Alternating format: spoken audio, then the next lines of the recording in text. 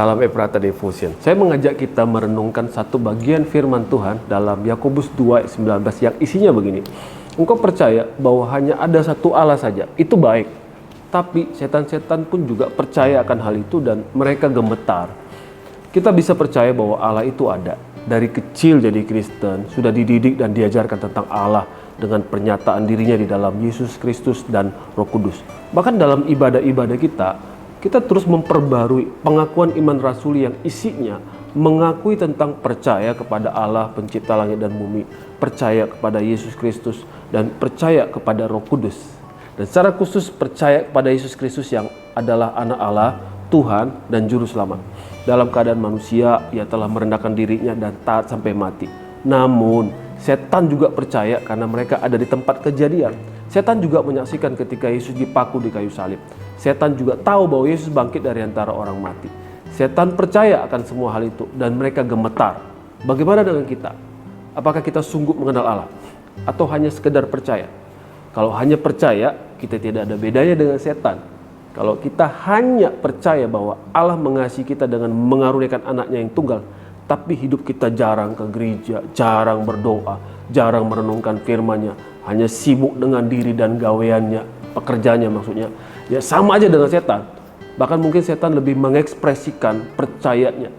Dikatakan mereka gemetar. Setan tunduk kepada Yesus dan mereka gemetar. Orang Kristen, apakah tunduk kepada Yesus?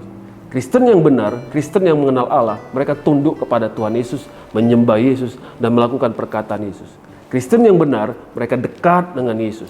Melalui doanya, melalui ibadahnya, melalui perenungannya akan firman, dan perilakunya yang sesuai firman. Setan mungkin percaya dan gemetar, tapi tidak melakukan firman Yesus. Yakobus 2:17 dikatakan, demikian juga halnya dengan iman. Jika iman itu tidak disertai perbuatan, maka iman itu pada hakikatnya adalah mati. Kalau hanya percaya, tapi tidak disertai tindakan, hanya sia-sia. Percaya atau beriman, ini menggantungkan penuh hidup pada Tuhan Yesus. Kalau percaya kepada Yesus, mengapa masih khawatir, mengapa masih takut, mengapa bimbang? Hidup bukan sekedar percaya, tapi mengenal Allah dengan sungguh-sungguh. Allah kita berkuasa, Ia mengampuni dosa, Ia mengalahkan maut. Ia adalah Alfa dan Omega. Ia ada di masa lalu kita, Ia juga ada di masa depan kita. Percaya kita kepadanya. Jangan percaya kepada keadaan. Jangan percaya kepada setan yang hanya membisikkan di pikiran kita hal-hal yang buruk dan tidak mungkin.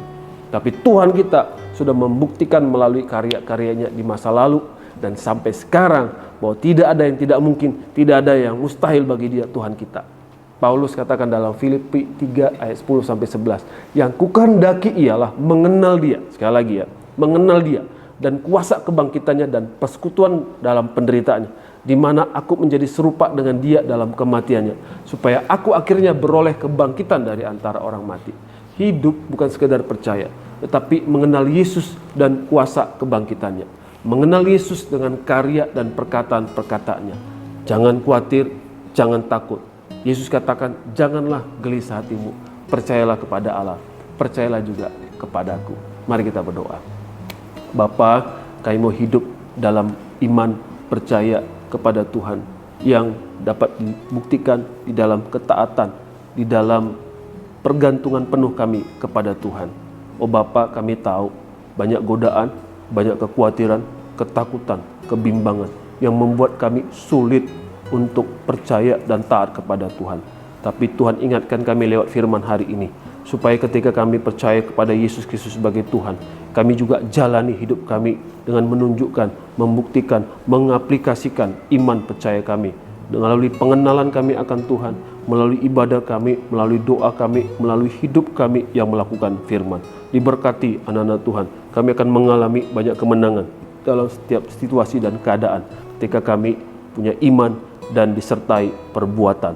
Di dalam dan demi nama Yesus kami telah berdoa. Amin.